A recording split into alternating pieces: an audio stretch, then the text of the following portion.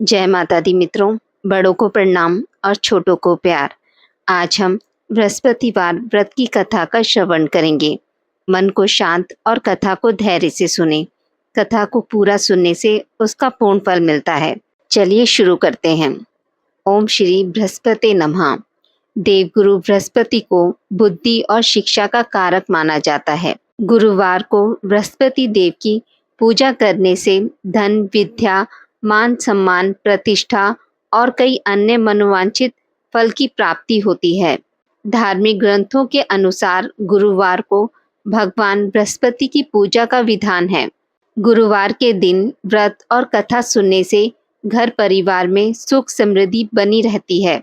बृहस्पतिवार व्रत कथा प्राचीन समय की बात है। भारतवर्ष में एक प्रतापी राजा राज्य करता था। वह नित्य गरीबों और ब्राह्मणों की सहायता करता था। यह बात उसकी रानी को अच्छी नहीं लगती थी। वह ना तो गरीबों को दान देती, ना ही भगवान का पूजन करती थी और राजा को भी दान देने से मना किया करती थी। एक दिन राजा शिकार खेलने वन को गए हुए थे तो रानी महल में अकेली थी। उसी समय बृहस्पति देव साधु वेश में राजा के महल में भिक्षा के लिए गए और भिक्षा मांगी। रानी ने भिक्षा देने से इनकार किया और कहा, हे साधु महाराज, मैं तो दान पुण्य से तंग आ गई हूँ। मेरे पति सारा धन लुटाते रहते हैं। मेरी इच्छा है कि हमारा धन नष्ट हो जाए, फिर ना रहेगा बांस ना बजेगी बांसुरी। साधु ने कहा, देवी तुम तो बड़ी विचित्र हो। धन संतान तो सभी चाहते हैं, पुत्र और लक्ष्मी तो पापी के घर भी होने चाहिए। यदि तुम्हारे पास अधिक धन है तो भूखों को भोजन दो, प्यासों के लिए प्याऊ बनवाओ। जो निर्धन अपनी कुंवारी कन्याओं का विवाह नहीं कर सकते, उनका विवाह करा दो। ऐसे और कई काम हैं जिनके करने से तुम्हारा यश लोक परलोक में फैलेगा। परंतु रानी पर उपदेश का कोई प्रभाव नहीं पड़ा। वह बोली, महाराज आप मुझे कुछ न समझाएं। मैं ऐसा धन नहीं चाहती जो हर जगह बांटती फिरूं। साधु ने उत्तर दिया, यदि तुम्हारी ऐसी इच्छा है तो तथास्तु।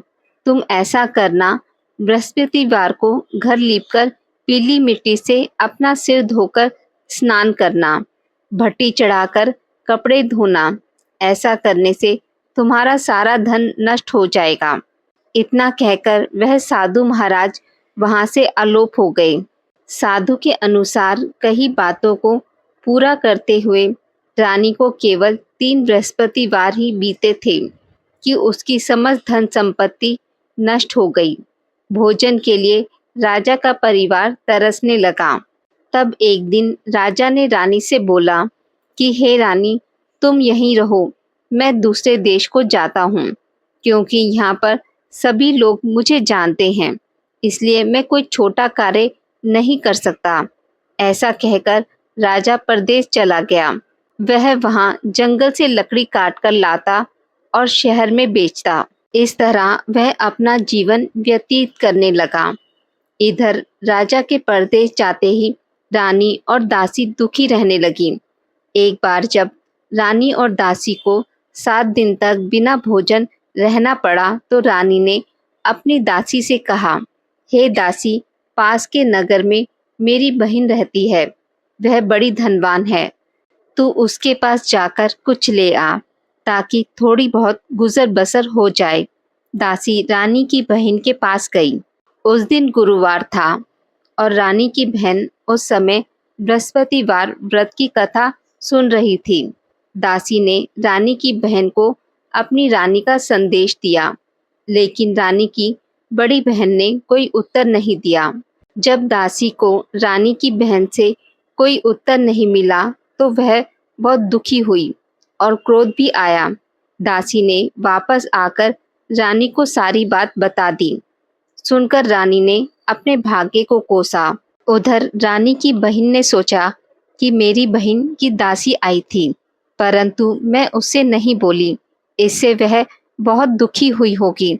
कथा सुनकर और पूजन समाप्त करके वह अपनी बहन के घर आई और कहने लगी, हे बहन, मैं बृहस्पतिवार का व्रत कर रही थी।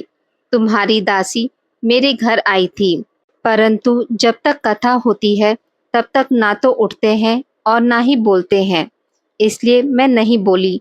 कहो दासी क्यों आई थी? रानी बोली, बहन तुमसे क्या छिपाऊं, हमारे घर खाने तक को अनाज नहीं था। ऐसा कहते कहते रानी की आंखें भर आई।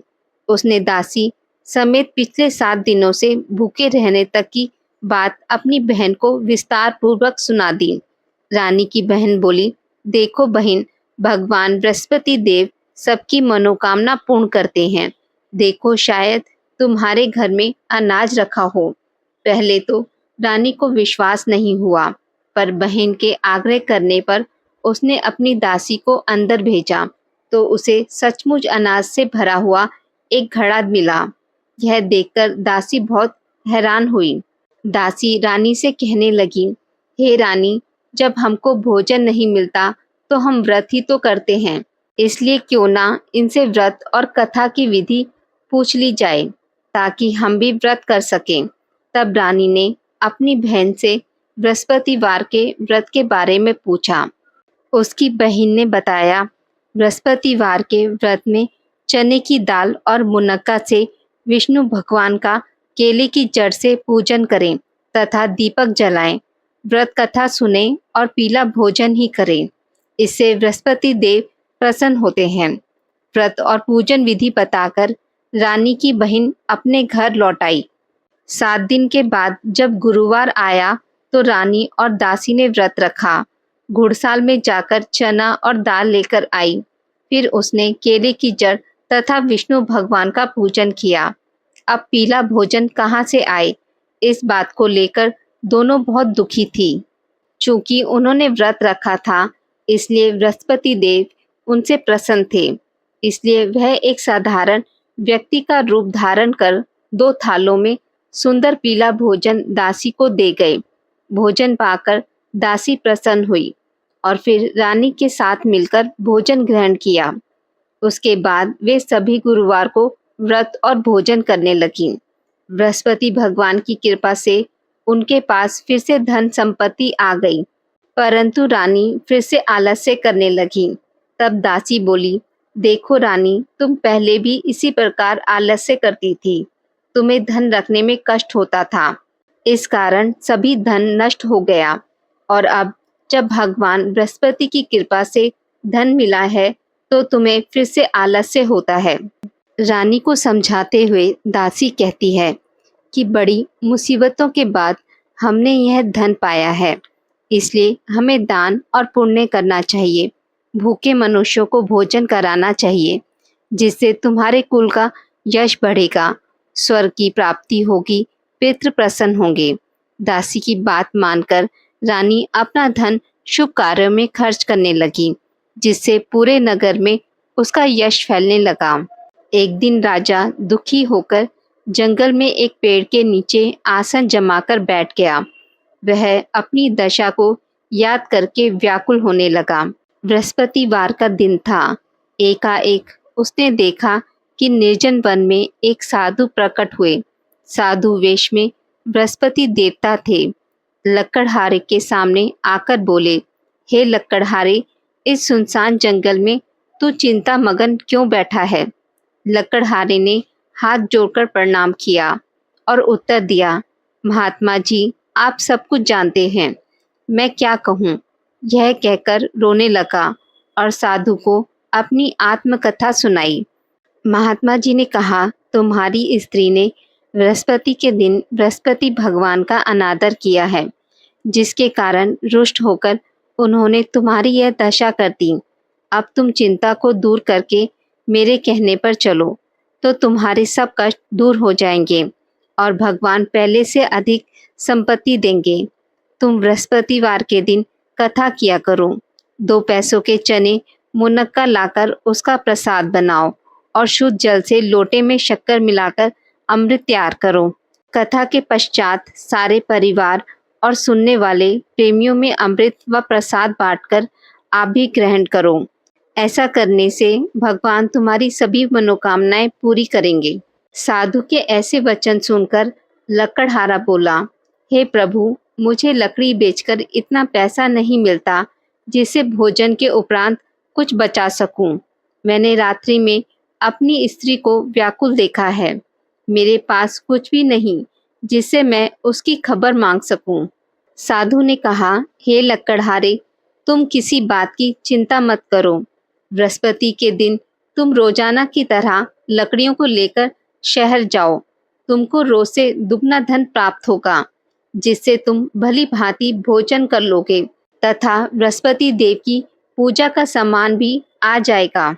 इतना कहकर साधु अंतर्ध्यान हो गए। धीरे धीरे समय व्यतीत होने पर फिर वही बृहस्पतिवार का दिन आया। लकड़हारा जंगल से लकड़ी काटकर किसी शहर में बेचने को गया। उसे उस दिन और दिनों से अधिक पैसा मिला। राजा ने चना गुड़ आदि लाकर गुरुवार का व्रत किया। उस दिन से उसके सभी कलेश दूर हो गए। परंतु जब दोबारा गुरुवार का दिन आया तो बृहस्पतिवार का व्रत करना भूल गया। इस कारण बृहस्पति देव नाराज हो गए। उस दिन उस नगर के राजा ने विशाल यज्ञ का आयोजन किया तथा शहर में यह घोषणा करा दी कि कोई भी मनुष्य अपने घर में भोजन न बनावे, न आग जलावे। समस्त जनता मेरे यहाँ भोजन करने आवे। इस आज्ञा को जो नहीं मानेगा उसे फांसी की सजा दी जाएगी। इस तरह की घोषणा संपूर्ण नगर में करवा दी गई। राजा की आज्ञा अनुसार शहर के सभी लोग भोजन करने गए, लेकिन लकड़हारा कुछ देर से पहुंचा, इसलिए राजा उसको अपने साथ घर लिवा ले गए और ले जाकर भोजन करा रहे थे तो रानी की दृष्टि उस खूंटी पर पड़ी जिस पर उसका हार लटका हुआ था। वह वहां पर दिखाई नहीं दिया। रानी ने निश्चय किया कि मेरा हार इसी मनुष्य ने लिया है। उसी समय सिपाहियों को बुलाकर उसको कारागार में डलवा दिया। जब लकड़हारा कारागार में पड़ गया और बहुत दुखी होकर विचार करने लगा कि ना जाने कौन से पूर्व जन्म के कर्म से मुझे यह दुख प्राप्त हुआ है, और उसी साधु को याद करने लगा जो कि जंगल में मिला था। उसी समय तत्काल बृहस्पति देव साधु के रूप में प्रकट हुए और उसकी दशा को देखकर कहने लगे, अरे मूर्ख, तूने बृहस्पति देव की कथा नहीं करी, इसी कारण तुझे दुख प्राप्त हुआ है। अब चिंता मत कर। बृहस्पतिवार के दिन कारागार के दरवाजे पर 4 पैसे पड़े मिलेंगे। उनसे तू बृहस्पति देव की पूजा करना, तेरे सभी कष्ट दूर हो जाएंगे। बृहस्पति देव के दिन उसे 4 पैसे मिले। लकड़हारे ने कथा कही। उसी रात्रि को बृहस्पति देव ने उस नगर के राजा को स्वप्न में कहा, हे राजा, तूने जिस आदमी को कारागार में बंद कर दिया है वह निर्दोष है, वह राजा है, उसे छोड़ देना। रानी का हार उसी खूंटी पर लटका हुआ है। अगर तू ऐसा नहीं करेगा तो मैं तेरे राज्य को नष्ट कर दूंगा।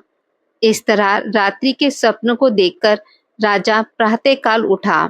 खूंटी पर हार देखकर लकड़हारे को बुलाकर क्षमा मांगी तथा लकड़हारे को योग्य सुंदर वस्त्र आभूषण देकर विदा कर दिया। बृहस्पति देव की आज्ञा अनुसार लकड़हारा अपने नगर को चल दिया। राजा जब अपने नगर के निकट पहुंचा तो उसे बड़ा आश्चर्य हुआ। नगर में पहले से अधिक बाग, तालाब, कुएं तथा बहुत सी धर्मशाला, मंदिर आदि बन गई हैं। राजा ने पूछा, यह किसका बाग और धर्मशाला है? तब नगर के सब लोग कहने लगे, यह सब रानी और बांदी के हैं। तो राजा को आश्चर्य हुआ और गुस्सा भी आया। जब रानी ने यह खबर सुनी कि राजा आ रहे हैं तो उसने बांदी से कहा कि हे दासी, देख राजा हमें कितनी बुरी हालत में छोड़ के गए थे। हमारी ऐसी हालत देखकर वह लौट ना जाएं, इसलिए तू दरवाजे पर खड़ी हो जा। आज्ञा अनुसार दासी दरवाजे पर खड़ी हो गई। राजा आए तो उन्हें अपने साथ लिवा लाई। तब राजा ने क्रोध करके अपनी रानी से पूछा कि तुम्हें यह धन कैसे प्राप्त हुआ? तब उन्होंने कहा कि हमें यह सब धन बृहस्पति देव के इस व्रत के प्रभाव से प्राप्त हुआ है। राजा ने निश्चय किया कि 7 रोज बाद सभी बृहस्पति देव का पूजन करते हैं, परंतु मैं प्रतिदिन में 3 बार कहानी तथा रोज व्रत किया करूँगा। अब हर समय राजा के दुपट्टे में चने की दाल बंधी रहती तथा दिन में 3 बार कहानी कहता। एक रोज राजा ने विचार किया कि चलो अपनी बहन के यहाँ हो आवें। इस तरह निश्चय कर राजा घोड़े पर सवार हो अपनी बहन के यहाँ को चलने लगा। मार्ग में उसने देखा कि कुछ आदमी एक मुर्दे को लिए जा रहे हैं।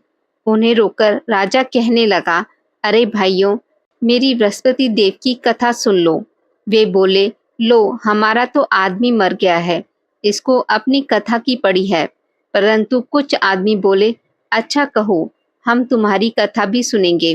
राजा ने दाल निकाली और जब कथा आधी हुई थी कि मुर्दा हिलने लग गया और जब कथा समाप्त हो गई तो राम राम करके मनुष्य खड़ा हो गया। आगे मार्ग में उसे किसान खेत में हल चलाता मिला। राजा ने उसे देख और उससे बोले, अरे भैया, तुम मेरी बृहस्पतिवार की कथा सुन लो। किसान बोला, जब तक मैं तेरी कथा सुनूंगा तब तक 4 हरैया जोत लूंगा।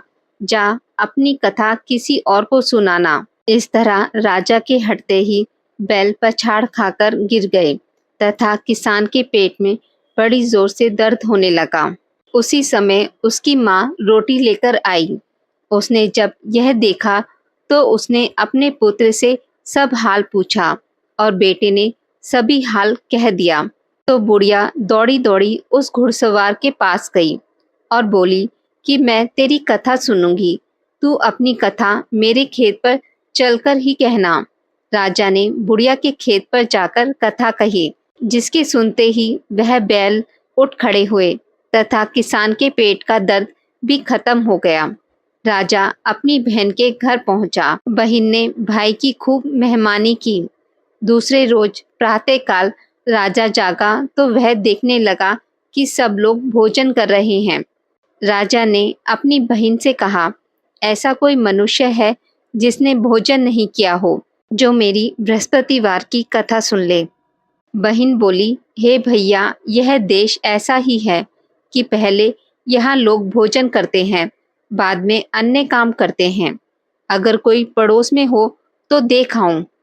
वह ऐसा कहकर देखने गई, परंतु उसे कोई ऐसा व्यक्ति नहीं मिला जिसने भोजन ना किया हो।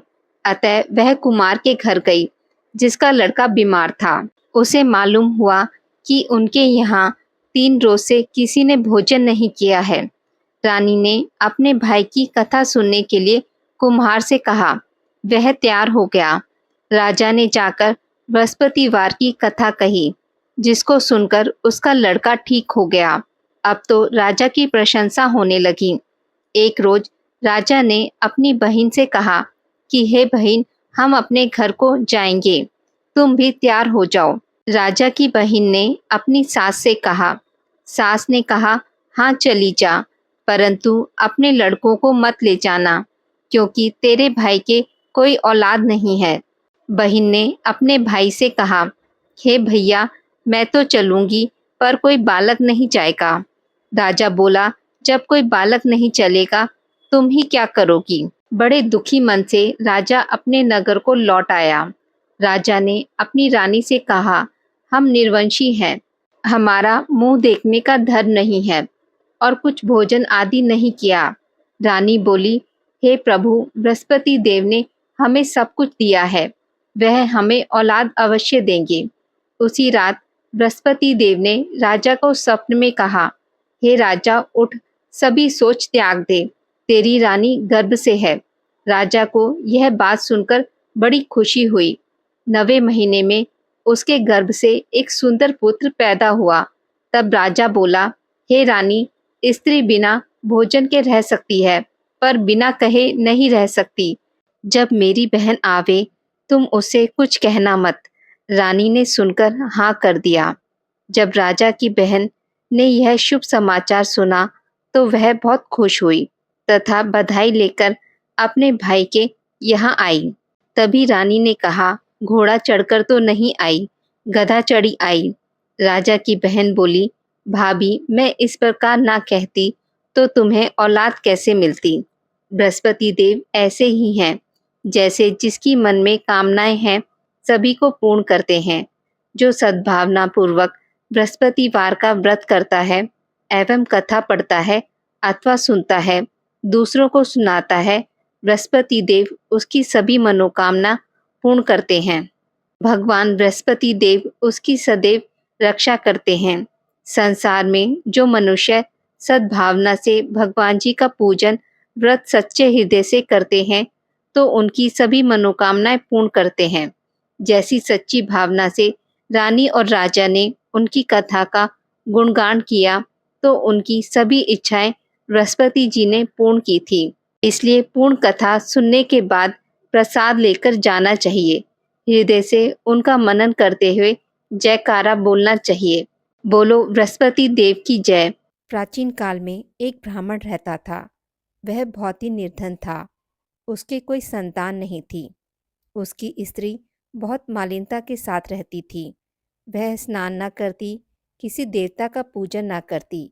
इससे ब्राह्मण देवता बड़े दुखी थे। बेचारे बहुत कुछ कहते थे, किंतु उसका कुछ परिणाम न निकला। भगवान की कृपा से ब्राह्मण की स्त्री के कन्या रूपी रत्न पैदा हुआ। कन्या बड़ी होने पर प्रातः स्नान करके विष्णु भगवान का जाप व बृहस्पतिवार का व्रत करने लगी। अपने पूजन पाठ को समाप्त करके विद्यालय जाती तो अपनी मुट्ठी में जौ भर के ले जाती और पाठशाला के मार्ग में डालती जाती। तब ये जौ स्वर्ण के जौ हो जाते। लौटते समय उनको बिनकर घर ले आती। एक दिन वह बालिका सूप में उस सोने के जौ को फटक कर साफ कर रही थी कि उसके पिता ने देख लिया और कहा, हे बेटी, सोने के जौ के लिए सोने का सूप होना चाहिए। दूसरे दिन बृहस्पतिवार था। इस कन्या ने व्रत रखा और बृहस्पति देव से प्रार्थना करके कहा, मैंने आपकी पूजा सच्चे मन से की हो तो मेरे लिए सोने का सूप दे दो। बृहस्पति देव ने उसकी प्रार्थना स्वीकार कर ली। रोजाना की तरह वह कन्या जौ फैलाती हुई जाने लगी। जब लौटकर जौ बीन रही थी तो बृहस्पति देव की कृपा से सोने का सूप मिला। उसे वह घर ले आई और उसमें जौ साफ करने लगी, परंतु उसकी माँ का वही ढंग रहा।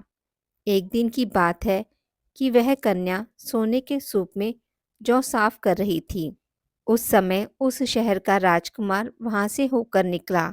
इस कन्या के रूप और कार्य को देखकर मोहित हो गया तथा अपने घर आकर भोजन तथा जल त्याग कर उदास होकर लेट गया। राजा को इस बात का पता लगा तो अपने प्रधानमंत्री के साथ उसके पास गए और बोले, हे बेटा, तुम्हें किस बात का कष्ट है? किसी ने अपमान किया है अथवा और कारण हो सो कहो। मैं वही कार्य करूँगा जिसमें तुम्हें प्रसन्नता हो। अपने पिता की राजकुमार ने बातें सुनी तो वह बोला, मुझे आपकी कृपा से किसी बात का दुख नहीं है। किसी ने मेरा अपमान नहीं किया है, परंतु मैं उस लड़की से विवाह करना चाहता हूँ जो सोने के सूप में जौ साफ कर रही थी। यह सुनकर राजा आश्चर्य में पड़ गया और बोला, हे बेटा, इस तरह की कन्या का पता तुम ही लगाओ। मैं उसके साथ तुम्हारा विवाह अवश्य ही करवा दूंगा। राजकुमार ने उस लड़की के घर का पता बतलाया। तब मंत्री उस लड़की के घर गए और ब्राह्मण देवता को सभी हाल बतलाया।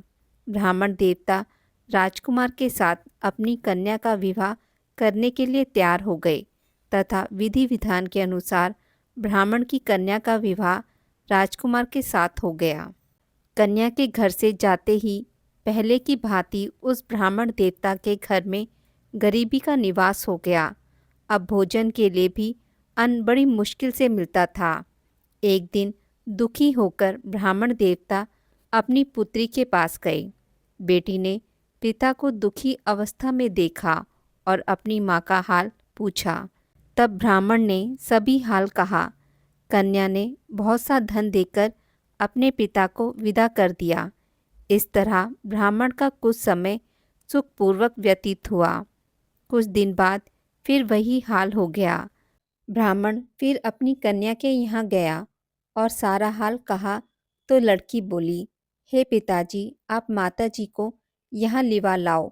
मैं उन्हें सारी विधि बता दूंगी, जिससे गरीबी दूर हो जाए।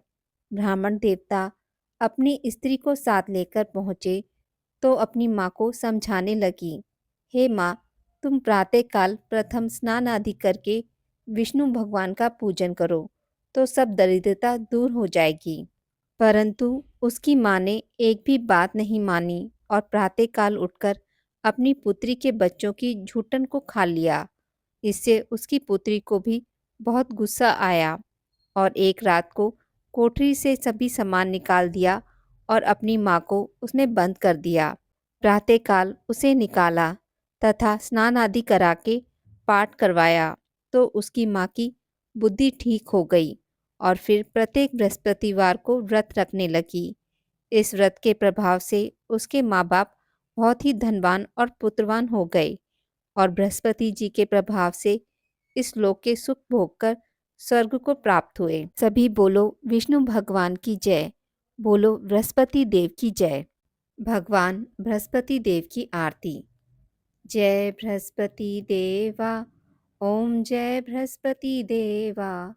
छिन छिन भोग लगाऊं, कदली फल मेवा। ओम जय बृहस्पति देवा, जय बृहस्पति देवा। तुम पूर्ण परमात्मा, तुम अंतर्यामी। जगत पिता जगदीश्वर, तुम सबके स्वामी। ओम जय बृहस्पति देवा, जय बृहस्पति देवा। चरणामृत निज निर्मल, सब पातक हरता। सकल मनोरथ दायक, कृपा करो भरता। ओम जय बृहस्पति देवा, जय बृहस्पति देवा। तन मन धन अर्पण कर, जो जन शरण पड़े। प्रभु प्रकट तब होकर, आकर द्वार खड़े। ओम जय बृहस्पति देवा, जय बृहस्पति देवा। दीन दयाला दयानिधि, भक्तन हितकारी। पाप दोष सब हरता, भव बंधन हारी। ओम जय बृहस्पति देवा, जय बृहस्पति देवा। सकल मनोरथ दायक, सब संशय हारो। विषय विकार मिटाओ, संतन सुखकारी। ओम जय बृहस्पति देवा, जय बृहस्पति देवा। जो कोई आरती तेरी प्रेम सहित गावे। जेठानंद आनंद कर, सो निश्चय पावे। ओम जय बृहस्पति देवा, जय बृहस्पति देवा। सब बोलो विष्णु भगवान की जय, बोलो बृहस्पति देव भगवान की जय। आज की इस वीडियो में बस इतना ही। मित्रों, अगर आपको मेरी वीडियोस पसंद आती हैं तो इसे लाइक और शेयर ज़रूर करें और पूजा पाठ से जुड़ी जानकारी के लिए मेरे चैनल को सब्सक्राइब करना ना भूलें। धन्यवाद।